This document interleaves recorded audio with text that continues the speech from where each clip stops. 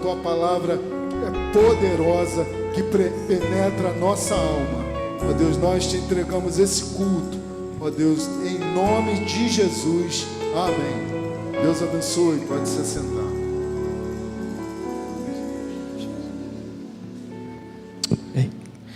Boa noite, igreja. Boa noite, igreja. Graças e a paz do nosso Senhor Jesus. Amém? Alegria estarmos aqui em mais um domingo, reunido como corpo de Cristo, como igreja, nesse culto mais do que especial, e agora na proclamação da palavra do nosso Deus. E eu confesso que toda vez que eu subo aqui, meu coração se enche de temor, porque eu creio e eu compreendo que não é sobre a gente, não é sobre aquilo que a gente tem a dizer, não é sobre aquilo que a gente quer dizer, mas é aquilo que o Senhor quer falar através da nossa vida. E o desejo do meu coração nessa noite é que o Espírito Santo de Deus fale poderosamente ao seu coração. Mas preste bem atenção, fale ao seu coração, mas não aquilo que você quer ouvir. Amém? Foi mais fraco, né? Fale ao seu coração, não somente aquilo que você quer ouvir. Amém? Ah, glória a Deus. Mas aquilo que Ele tem para você nessa noite. E que você esteja aberto, que você esteja sensível, que você esteja com o seu coração disposto a ouvir aquilo que o nosso Deus quer falar nessa noite. Então vira para a pessoa do seu lado e fala assim: olha, Deus quer falar com você nessa noite. Fale mais forte: olha, Deus quer falar com você essa noite. Feche seus olhos, curve a sua cabeça e vamos falar com Ele. Senhor, obrigado, meu Pai, por esse momento. Senhor Deus, nós damos a Ti toda a honra, toda a glória, todo o louvor e toda a adoração. Pai, nós somos gratos ao Senhor porque o Senhor nos permite cultuar a Ti nesse lugar. E não somente cultuar ao Senhor, mas experimentar a doce presença do Senhor aqui, Pai. Obrigado porque nós temos a certeza, a convicção de que o Espírito Santo do Senhor se faz presente nesse lugar. Obrigado pelos louvores, pela adoração. E agora, Pai, nós te pedimos no ponto alto deste culto, que é a proclamação da Tua palavra, Deus. Ó Senhor, que em nome de Jesus o Senhor nos fale poderosamente através da palavra que é sua, Pai. Eu de mim mesmo não tenho nada a falar, não tenho nada a entregar, não é sobre mim, mas é sobre o Senhor. E que o Senhor fale a cada coração, faça aquilo que só o Senhor pode fazer, que é alcançar, que é transformar, que é curar, que é libertar. E que o nome do Senhor seja glorificado e exaltado nessa noite, Pai. Que vidas se rendam a Ti e que o nome do Senhor seja glorificado aqui. Em nome de Jesus. Amém. Quero começar te contando uma história e o texto bíblico nós vamos ler num momento específico e você vai entender o porquê disso. É uma história que aconteceu alguns anos atrás na China. Algo aconteceu muito interessante, algo de muito interessante aconteceu na China, alguns anos atrás, com uma livraria. Uma livraria chinesa, uma empresa chinesa, passou por um acontecimento, passou por uma coisa muito interessante. E eu quero começar minha fala com você nessa noite, te trazendo o entendimento do que aconteceu naquele lugar. E que você preste bastante atenção nessa história, porque essa história vai nortear aquilo que nós vamos construir aqui. E que você entenda aquilo que nós iremos compartilhar, principalmente através da Sagrada Escritura. Lá na China, alguns anos atrás, uma livraria, uma grande livraria, passou por algo muito constrangedor e ruim. Num balanço final de um mês, ou seja, quando as contas foram encerradas, quando o mês se findou, e a empresa de finanças, de gestão, se reuniu a fim de fazer o balanço mensal de lucro, despesa, do que entrou, do que saiu. Eles se depararam com algo muito negativo.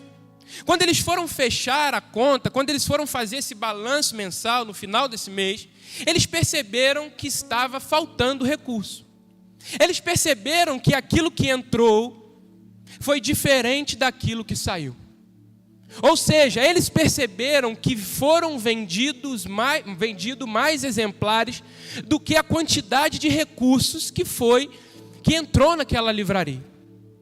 E eles refizeram as contas e eles pararam para pensar, conversar o que estava acontecendo, uma vez que eles tinham vendido X exemplares, X peças, X modelos, e na hora de receber aqueles recursos, e na hora de concluir e fechar aquele balanço, eles perceberam que estava faltando. E um olhava para o outro, e um questionava o outro, dizia o que está acontecendo, e refaziam as contas e não chegavam a lugar nenhum. Ou seja, eles concluíram que de fato estava faltando dinheiro. E aquilo chamou a atenção deles e eles começaram a investigar. Chegou o mês seguinte, a mesma coisa aconteceu. Findou o mês, eles sentaram para fazer o balanço financeiro e se depararam com a mesma situação. O número de recursos que entrou foi diferente do número de exemplares que saiu. E eles ficaram ainda mais indignados. Como pode? A gente está vendendo uma quantidade, a gente está se doando, a gente está conseguindo andar, a gente está vendendo razoavelmente bem, porque era uma grande livraria, mas o recurso ainda está faltando, não está batendo. E eles, indignados, reuniram os funcionários daquela livraria, daquela empresa. Olha, a gente fez a conta, a gente fechou o balanço, por 2 meses seguidos está faltando recurso. Está faltando, não bate, o que está acontecendo? E foram perguntando um a um, cada funcionário, você pegou? Você roubou? Você catou algum livro? E nenhum deles, não, a gente não viu nada, a gente não sabe de nada, a gente é honesto, a gente está trabalhando. E aquilo indignou ainda mais eles, como pode? Faltar dinheiro, mas sair exemplar, não foi nenhum dos nossos funcionários, o que a gente vai fazer? E passou o 3º mês a mesma coisa, até que eles falaram, não dá mais. A gente vai ter que ir na polícia. E eles foram na polícia, chegaram na delegacia e falaram assim, olha, está acontecendo isso, isso e isso, e a gente precisa dar uma solução. Já tentamos de vários jeitos, de várias formas, não conseguimos, então nós vamos precisar de ajuda. Os policiais prontamente atenderam e foram ajudá-los. E colocaram 2 policiais à paisana dentro daquela livraria, como alguém que estava querendo comprar um livro. E eles começaram a perceber que tinha um jovem, um rapaz, um moço de meia idade, suspeito, lá naquela livraria, que ia um dia sim, um dia não naquela livraria. E eles perceberam na segunda, na quarta, na sexta-feira, eles abordaram aquele jovem. E quando eles abordaram aquele jovem, falando que era policiais, o jovem se assustou, olhou para eles, sem saber o que fazer, sem ter reação. E eles olharam para ele e disseram assim, olha, disseram na língua dele lá, né? Mas eu não sei essa língua, então falando português mesmo. Falaram para eles assim, olha, o que está acontecendo? Pelo 3º mês seguido, essa empresa está tendo falta de recursos mediante aquilo que tem entrado, e eles acionaram a gente, e eu tenho percebido, a gente tem percebido, que você está pegando os livros. O que está acontecendo? Por que você está fazendo isso? E ele se assustou e ele ficou desesperado, porque ele estava sendo abordado pelos policiais, a livraria estava cheia. Por que você está roubando? Falou com ele. E ele abaixou a cabeça, envergonhado. E os policiais esperando dele uma resposta. Por que você está roubando? E nada dele responder. E os policiais começaram a interrogar. Você está roubando porque você está passando fome? Você está com vontade de comer? Você está precisando de comida e por isso você está roubando para você transferir vender esses livros e transferir esse recurso em dinheiro? É isso que você está precisando? Você está precisando de recurso para comer? Você está com fome? Ele balançou a cabeça dizendo que não. Você é usuário de droga, você é dependente químico, você precisa vender esses livros a fim de você trocar por alguma substância que você é dependente. Ele olhou para os policiais e balançou a cabeça dizendo que não. Mas ora, o que está acontecendo? Os policiais também sem saber o que dizer. Olha, o que está acontecendo? Você está vendendo esse recurso, você está querendo esse recurso, para quê? Para pagar uma dívida? Você está devendo alguém e você precisa pegar recurso, levantar recurso, e por isso você está roubando para vender os livros e pagar a sua dívida. É isso que está acontecendo? Ele olhou e também disse que não. E os policiais disseram assim, não é por nada disso, por que você está fazendo isso?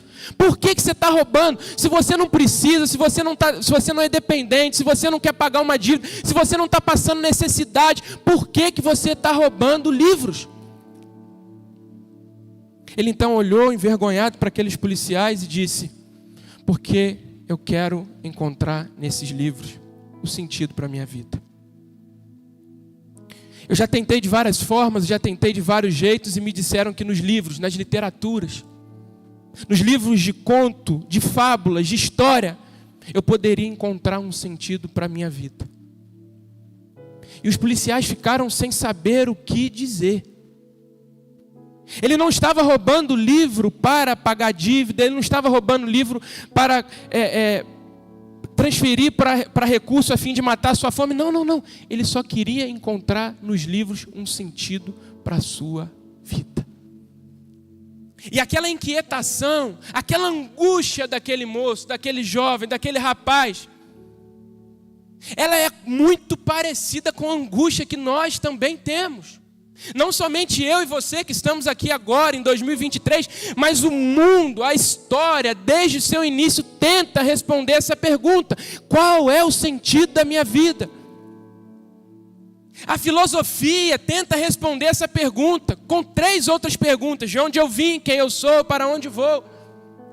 O ser humano, a humanidade, no decorrer de todos esses milênios, séculos, anos, tenta responder qual é o sentido da minha vida, qual é o sentido da minha existência, por que eu estou aqui, por que eu faço o que faço, por que eu devo fazer o que as pessoas dizem que eu devo fazer, por que disso? É uma inquietação da humanidade. É uma inquietação minha, é uma inquietação sua. Quem somos nós? De onde nós viemos? Para onde nós iremos? As religiões tentam responder a essa pergunta. Tem religiões que compreendem que o sentido da vida consiste em unicamente fazer o bem. Ora, se eu estou fazendo bem, se eu estou praticando a caridade, logo eu estou dando um sentido para a minha vida. Se eu estou ajudando pessoas, se eu estou compartilhando o que eu tenho, logo a minha vida tem sentido. Existem religiões que acreditam que o sentido da vida consiste na preparação para algo que está além da morte. Ou seja, a pessoa compreende, a religião compreende que o sentido da vida consiste em se preparar no aqui e no agora para algo que está além. Existem religiões como o islamismo, como o budismo, que acreditam que o sentido da vida consiste num karma, onde nós precisamos liberar algo dentro da gente, a fim de que nós vivamos em plenitude com isso e consistindo assim um sentido para a nossa vida. Existem religiões que entendem que o sentido da vida consiste em ter coisas. Olha, à medida que eu prospero, à medida que eu avanço, à medida que eu conquisto, eu estou dando um sentido para a minha vida. E várias são as respostas que as pessoas tentam no decorrer de todos esses milênios dar a essa pergunta. E eu te pergunto, qual é o sentido da sua vida? Não é o sentido da vida da pessoa que está na sua direita, não é o sentido da vida da pessoa que está na sua esquerda, que está atrás de você, na sua frente, o sentido da vida do seu pai, da sua mãe, do seu marido, da sua esposa, do seu filho. É o seu sentido. Ou melhor, qual sentido você tem dado para a sua vida?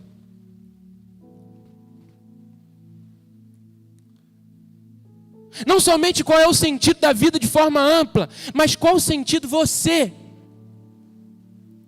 tem dado a ela?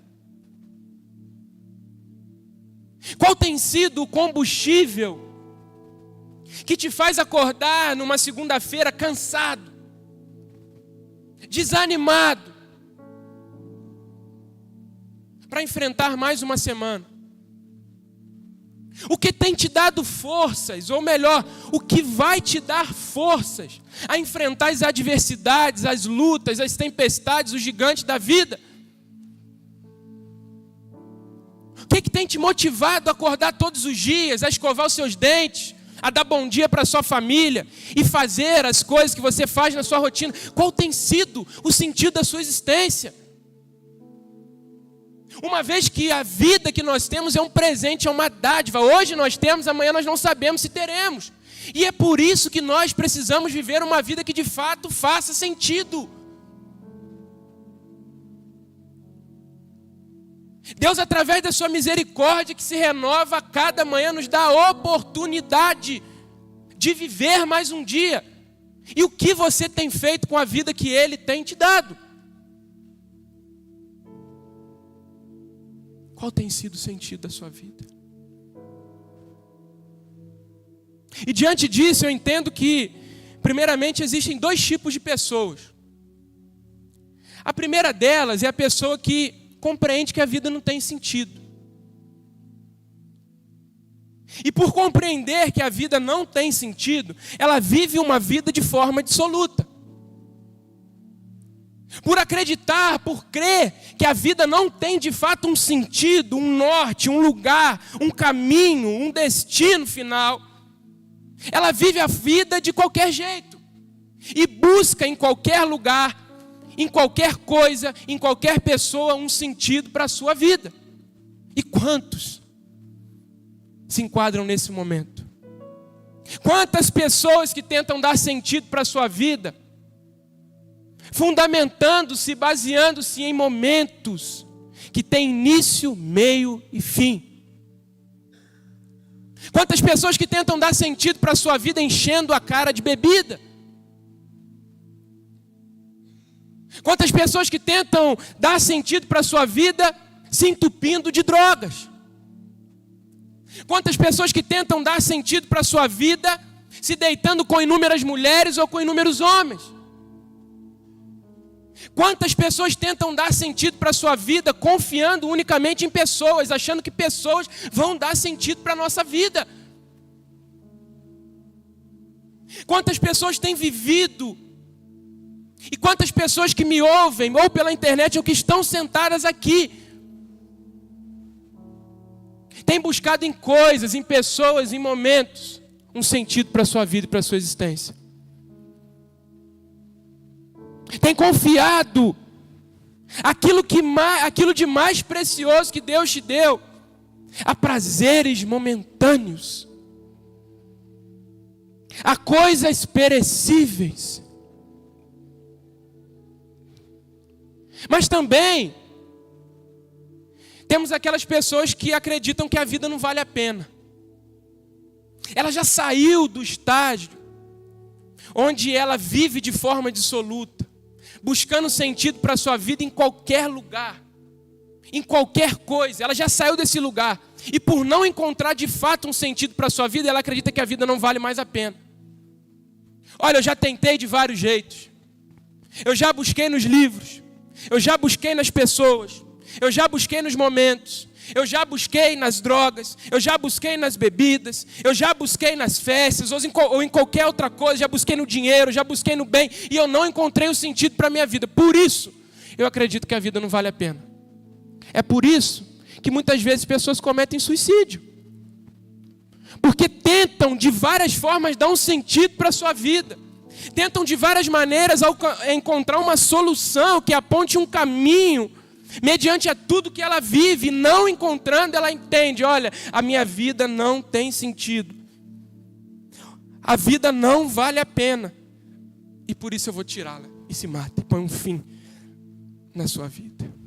Qual tem sido o sentido da sua vida?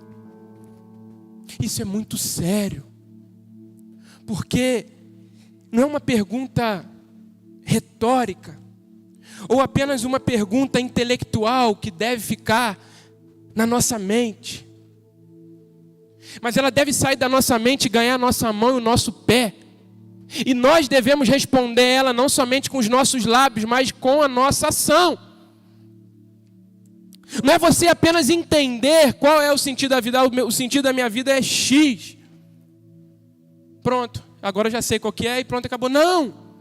Ela precisa tomar as nossas mãos, os nossos pés, os nossos lábios, a nossa mente, o nosso coração, a fim de que nós, e somente nós, na nossa subjetividade, na nossa individualidade, possamos viver de fato uma vida que faça sentido.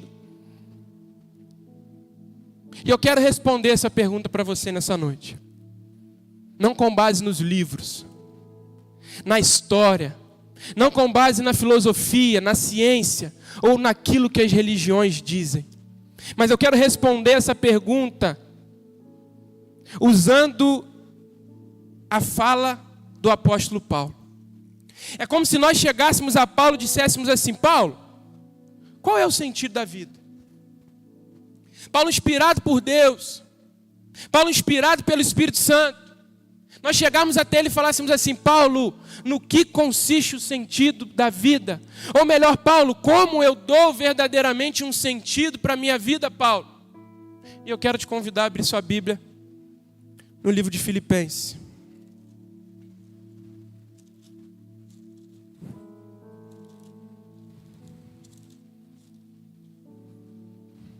Capítulo de número 3, versículo 7.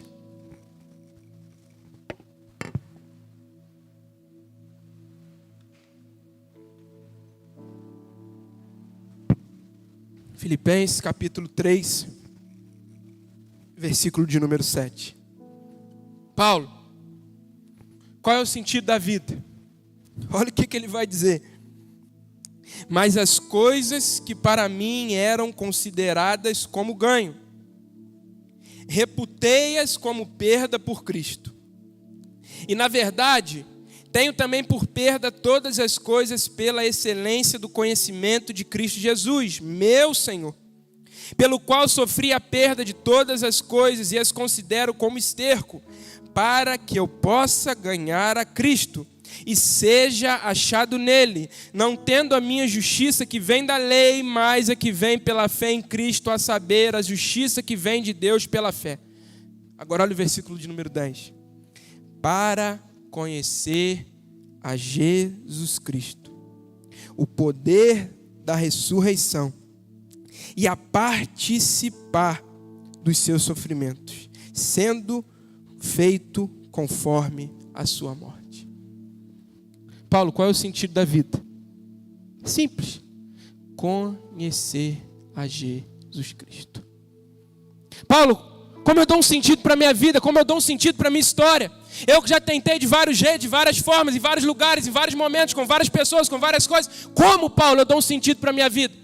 Conhecendo a Jesus Cristo. Paulo, mas eu já tentei de todos os jeitos, Paulo. Eu já li todos os livros, eu já busquei em vários lugares, em várias religiões, através da ciência, através da filosofia, mas eu não entendo, Paulo, qual é o sentido da vida? Conhecer a Jesus Cristo. É isso que dá sentido para a nossa vida. É isso que dá sentido para a nossa existência. É isso que nos põe de pé e nos sustenta quando enfrentamos as adversidades e as lutas.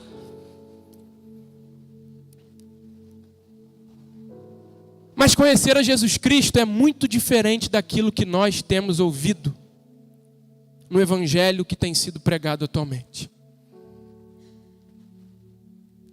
Conhecer a Jesus Cristo não é ser membro de igreja.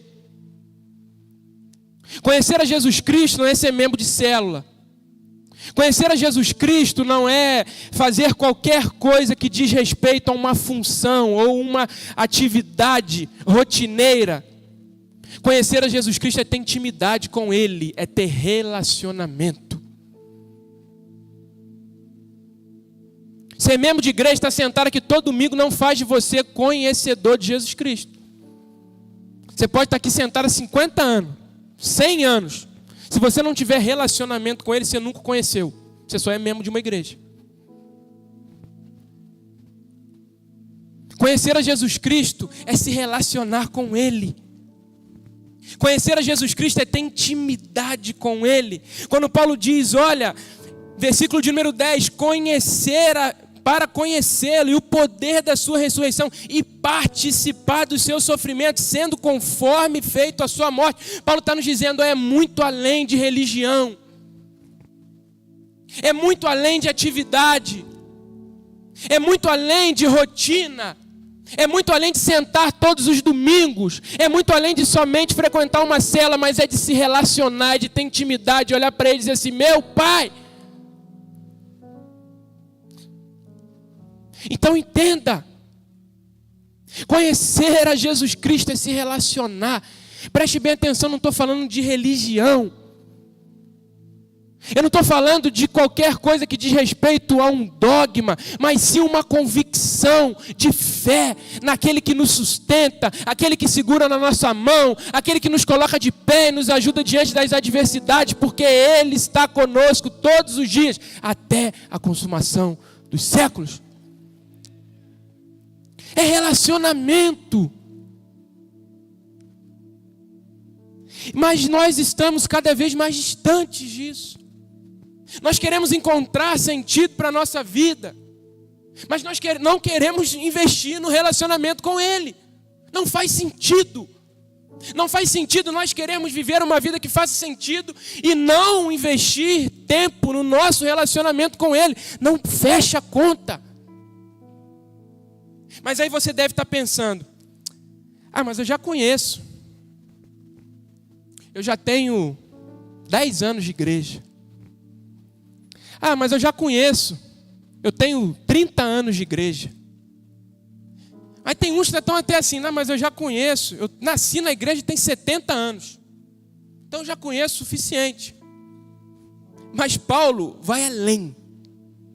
Paulo não para simplesmente no fato de conhecer a Jesus Cristo.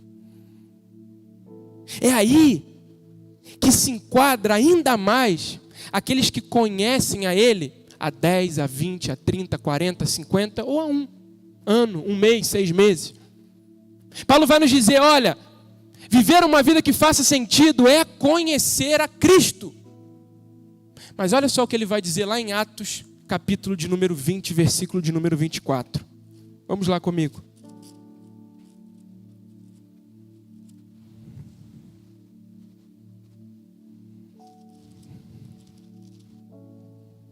Atos, capítulo de número 20, verso de número 24. Mas nenhuma dessas coisas me comove, nem valorizo minha vida para mim mesmo, para concluir com alegria a minha carreira e o ministério que recebi do Senhor Jesus. Agora olha, para testificar do evangelho da graça de Deus. Mas em nada tenho a minha vida por preciosa, contanto que cumpra com alegria a minha carreira e o ministério que recebi do Senhor Jesus, para dar testemunho do evangelho da graça de Deus. Paulo, qual é o sentido da vida? Conhecer a Jesus Cristo. Mas só isso? Não. Fazer de Jesus Cristo conhecido por todos aqueles que me cercam. Isso enquadra você, que já conhece há tanto tempo, ou melhor, que diz conhecer há tanto tempo. Será que as pessoas têm visto aquele Cristo que você diz conhecer?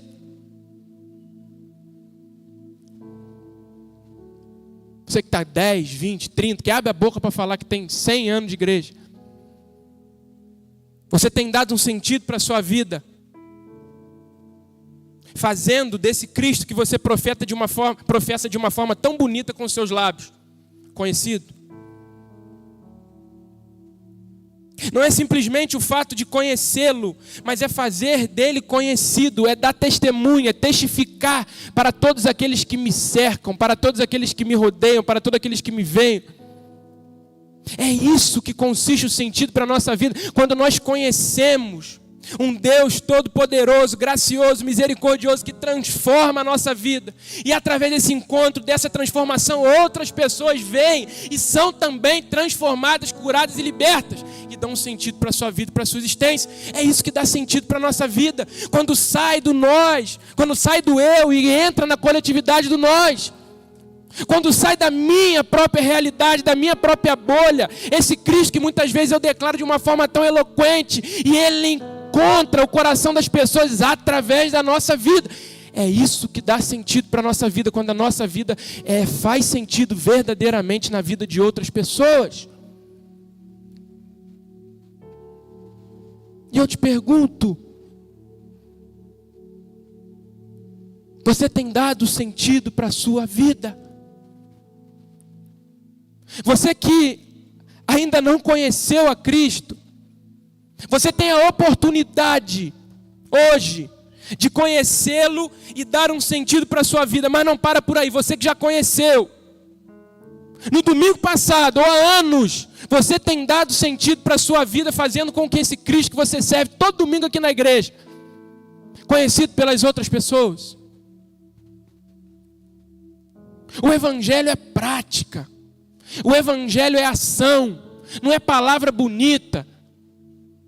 O evangelho é atitude, não é oratória. É quando sai da nossa realidade, as pessoas olham e falam, e são impactadas, transformadas pelo nosso jeito de viver, pela nossa maneira de agir. E nós precisamos entender a urgência e a responsabilidade que temos. No Sermão do Monte, certa vez Jesus disse: sejam sal da terra e luz do mundo. E sabe para que significa? Sabe para que serve o sal? Ou melhor, para que serviu o sal antigamente? Para duas coisas. A primeira delas, obviamente, para dar sabor. Senão é aquela famosa comida de hospital, que ninguém gosta. Tem que ter um sal, tem que ter um tempero. Mas o sal também, ele serve para evitar apodrecimento, porque naquela época não tinha geladeira. Então o sal era colocado na carne para que a carne não apodrecesse. Então Jesus está dizendo: olha, vocês têm a responsabilidade de ser sal. Vocês têm que dar sabor à sociedade que vocês vivem, mas também vocês devem evitar o apodrecimento dessa sociedade apodrecida, ou que caminha a passos largos para o apodrecimento. Será que eu e você temos dado sabor à sociedade que vivemos? Será que eu e você temos, com o nosso jeito de viver, com a nossa maneira, com o caráter de Cristo que habita em nós, temos impactado a nossa casa, a nossa família, a nossa escola, o nosso trabalho, de forma com que esses lugares que nós estamos inseridos não se apodreçam? Ou será que esses lugares têm apodrecido e eu e você temos apodrecido juntos? Será que eu e você temos sido agentes de Deus nos lugares que estamos, para evitar esse apodrecimento? Ou será que nós estamos apodrecendo junto?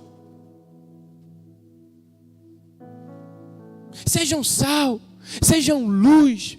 Nós precisamos entender que nós temos uma responsabilidade. A responsabilidade de fazer o nome do nosso Senhor, do nosso Salvador, aquele que dá sentido para a nossa vida, conhecido pelas pessoas que nos cercam dentro da nossa casa, na nossa família, na nossa escola, no nosso trabalho, na nossa faculdade, no nosso círculo de amizade, no nosso futebol, na nossa natação, em qualquer esfera da sociedade. Nós, eu e você, temos a responsabilidade. Não é só a responsabilidade do pastor Celso, do pastor Reuel. É uma responsabilidade de todos nós. Ide e fazeis discípulos de todas as nações. É todos. É uma comitiva dada a mim e a você. E fazendo isso nós vamos encontrar um sentido para a nossa vida, porque as outras pessoas vão experimentar daquilo que nós experimentamos. E experimentando elas vão viver uma vida que faça sentido. Nós precisamos entender que nós temos uma responsabilidade. Mas precisamos entender que essa responsabilidade exige de nós renúncia. Não é só entender que tem a responsabilidade, mas é entender que a responsabilidade exige de nós renúncia. Certa feita Jesus, em Mateus capítulo 6, verso número 9, ele vai fazer a oração padrão, modelo, Pai Nosso. Todo mundo conhece. Ele diz assim: Pai nosso que estás no céu, santificado seja o teu nome.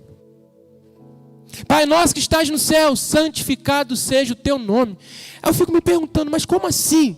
Santificado seja o nome de Deus que é santo.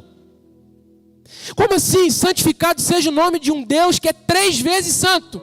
Como diz Isaías, santo, santo, santo. Ou seja, esse Deus que nós servimos é um Deus plenamente santo. E como assim eu e você devemos fazer, ou melhor, devemos santificar o nome desse Deus? Como assim? Um Deus que é plenamente santo. Mas na oração modelo, na oração padrão, Jesus vai dizer: Pai nosso que estás no céu, santificado seja o teu nome. Sabe o que ele está dizendo? Sabe o que ele está dizendo? Que eu e você precisamos viver uma vida, precisamos viver uma jornada, precisamos encontrar um sentido para a nossa vida de tal maneira que através do nosso jeito de viver, as pessoas conheçam o Deus que nós dizemos que é santo. Preste bem atenção. Quando Jesus está dizendo, santificado seja o teu nome, Ele está dizendo, olha, nós temos uma responsabilidade de, enquanto filhos e filhas, viver uma vida de tal maneira que através do nosso jeito de viver, nas esferas da sociedade que estamos inseridos, as pessoas que não conhecem esse Deus vejam através de nós a santidade dEle. Olha como isso é forte. Nós temos a responsabilidade de carregar no nosso peito a santidade do nosso Deus, mas não com palavra, não. Não com texto, Instagram e Facebook, não com versículo compartilhado para as pessoas através do nosso celular, mas com o nosso jeito de viver. Nós temos a responsabilidade de carregar nos ombros a santidade de um Deus que é 3 vezes santo, ou seja, plenamente santo. E será que eu e você, através do nosso jeito de viver, através da nossa maneira de viver, através do nosso jeito de agir, temos expressado a santidade do nosso Deus ou temos blasfemado contra a santidade do nosso Deus? Será que nós temos feito desse Deus verdadeiramente santo através das nossas atitudes? Ou será que nós temos envergonhado a santidade do Deus que nós servimos e que muitas vezes declaramos de forma eloquente?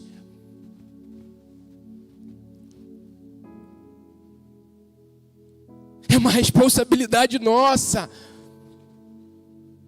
a fim de que as pessoas vejam a santidade desse Deus. Como que a pessoa vai ver? Eu vou chegar para a pessoa e virar e falar assim, olha, Deus é santo. Sabe que a pessoa vai olhar para minha cara e falar assim, e daí? E daí? Se eu chegar para alguém e virar e falar assim, o Deus que eu sirvo é santo, ele vai olhar para minha cara e falar assim, o que eu tenho a ver com isso? Mas nós precisamos mostrar, através da nossa santidade, através do nosso jeito santo de viver, através do caráter de Cristo habitando dentro de nós, apontar para essa santidade, para essa plena santidade do nosso Deus, para que a nossa casa seja alcançada, para que a nossa família seja alcançada, para que os nossos amigos de trabalho, nossos colegas da escola encontrem um sentido para a sua vida e para a sua existência. Qual tem sido o sentido da sua vida? Mas nós precisamos entender também que a responsabilidade, que mediante a responsabilidade que temos, nós precisamos ser intencionais. Nós precisamos ser intencionais. Pare para pensar nesse momento, na sua mente. Quantas pessoas poderiam estar aqui sentadas do seu lado, assistindo e prestando um culto a esse Deus que nós servimos, mas não estão por nossa própria culpa? Pare para pensar. Quantas pessoas poderiam estar sentadas aqui do seu lado, mas não estão, porque nós não temos, através do nosso estilo de vida santa, apontado para a santidade desse Deus. Entenda a urgência disso. Entenda a responsabilidade. Entenda a intencionalidade que você precisa ter. Porque pessoas estão caminhando a passos largos para o inferno. Não é pessoa da África, não é pessoa do Oriente Médio, não, é pessoa dentro da nossa casa. É pessoa da nossa família. É pessoas que nós gostamos, que nós amamos.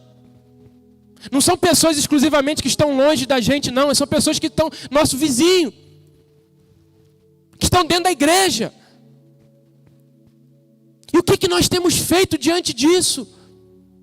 Como nós temos nos comportado? Isso aqui não é conta da carochinha, isso aqui não é colônia de férias, isso aqui é muito sério.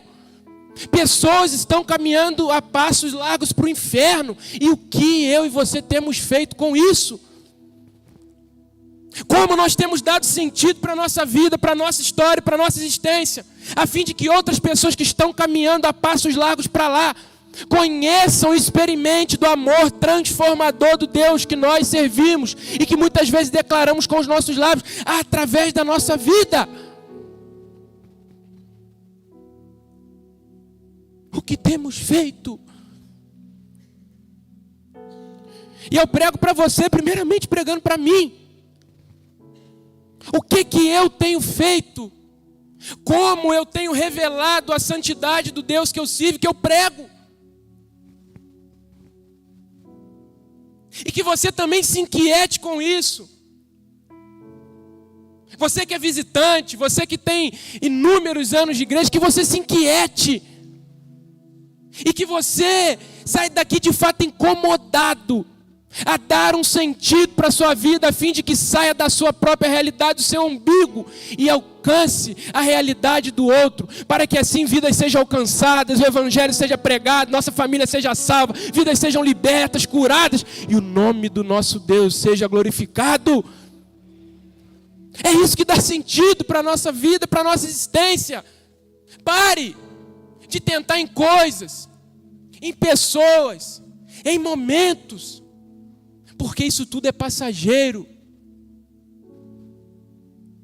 E você que um dia já conheceu, ou melhor, que já diz ter conhecido, faça dele conhecido através da sua vida,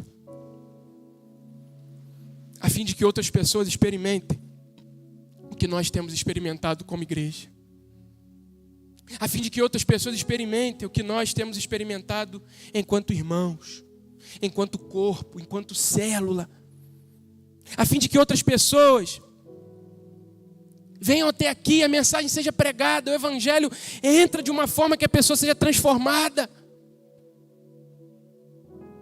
para que não caiba mais gente aqui, para que essas pessoas que estão caminhando a passos largos para o inferno encontrem um sentido para a sua vida e para a sua existência, entendam a urgência disso. E você é instrumento, você tem uma responsabilidade em fazer do nome do Deus que você conhece e serve, conhecido pelas pessoas que te cercam. Feche seus olhos, curva a sua cabeça. Senhor Deus, obrigado, Senhor, porque a Tua palavra foi pregada. E eu creio que ela não volta vazia. Deus, a minha oração, assim como fiz lá na minha casa, é que o Senhor incomode os corações. Que pessoas saiam daqui inquietas com o que ouviram. Que pessoas saiam daqui incomodadas com o que ouviram. Mas que pessoas se posicionem diante do que ouviram. Pessoas que precisam conhecer ao Senhor para dar um sentido na sua vida. Mas pessoas também que já te conhecem, mas que não têm feito do Senhor conhecido. Pessoas que dizem: Pai nosso que estás no céu, santificado seja o teu nome. Mas não vivem de maneira tal, a fim de que essa santidade seja conhecida pelas pessoas que cercam. Ó Deus, faça aquilo que só o Senhor pode fazer, que é transformar o nosso jeito de viver, transformar o nosso coração, a nossa mente, a nossa alma, e nos ajudar a viver de fato uma vida que faça sentido, Senhor. Em nome de Jesus, você pode continuar com a sua cabeça reclinada, seus olhos fechados. E eu quero orar por você. Você que hoje escutou a mensagem, você que se enquadra nesse primeiro grupo de pessoas. Pessoas que têm procurado de fato um sentido para a sua vida.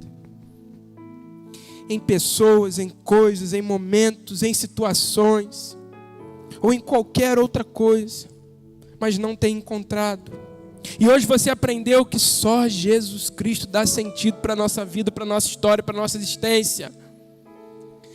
E você hoje quer dizer: eu quero dar um sentido para a minha vida. Entenda que a oportunidade é hoje, é agora. Amanhã pode ser muito tarde. E você hoje quer entregar o seu coração a Ele. E quer dar um sentido verdadeiro para a sua vida, para a sua história. Mas eu também quero orar por você, que já até conhece a Jesus. Você que está há tanto tempo, ou que está há pouco tempo, mas que entendeu a responsabilidade de fazer parte daquilo que Deus quer fazer através da nossa vida, quer fazer o nome dele conhecido e dando sentido, saindo da sua realidade, do seu umbigo, da sua subjetividade e alcançando a realidade do outro. Você que olha, entende, fala assim: poxa, eu quero, através da minha vida, na minha casa, na minha família, no meu trabalho, apontar e revelar a santidade do Deus que eu sirvo, que eu conheço, a fim de que outras pessoas, na minha casa, na minha família, no meu trabalho, na minha escola, experimentem o que um dia eu experimentei. Eu quero também orar por você.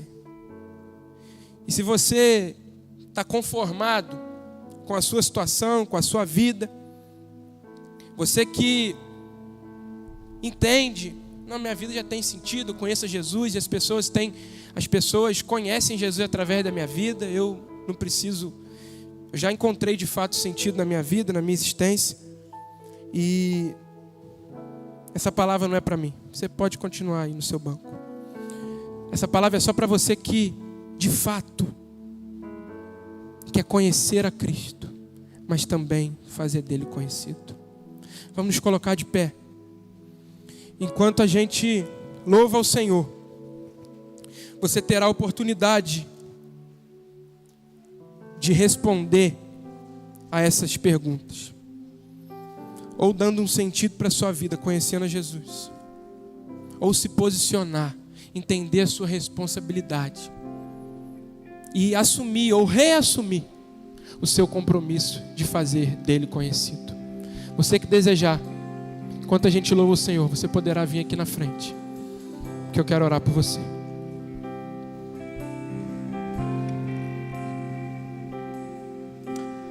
Como pôde me amar assim?